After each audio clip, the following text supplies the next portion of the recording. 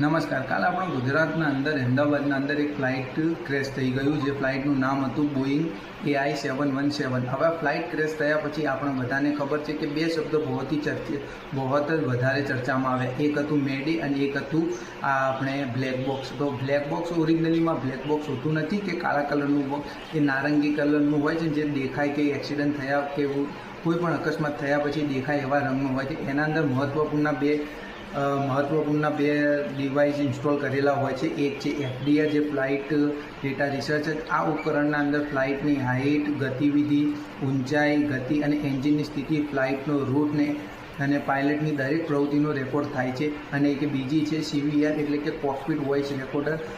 એટલે આ black box મળ્યા પછી વધુ માહિતી મળે કે પ્લેન સાથે થયું શું હતું, એન્જિન ફેલિયર હતું કે પછી પાયલટની કોઈ ભૂલ હતી કે પછી આપણે એન્જિનના જે આજુબાજુમાં બે એન્જિન આવે છે, વિંગના અંદર પક્ષીઓનું ટોળું આવીને અથડાયું, એના કારણે એન્જિન એનો થ્રસ્ટ આપીને ઉપર લઈ જવામાં મદદ ના કર્યું.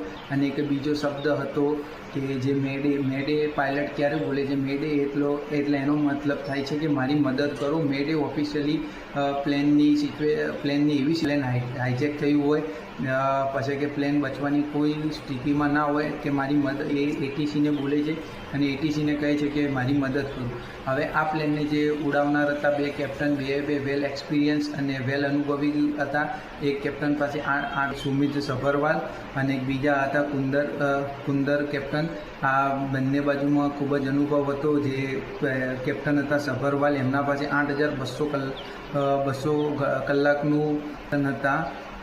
જેમનું નામ જે ફર્સ્ટ ઓફિસર હતા કુંદર, એમના પાસે 11,100 કલાકનું ઉડાનનું અનુભવ હતું. એટલે કે પ્લેનના પાસે જે અનુભવી કેપ્ટન પણ હતા. હવે શું થયું છે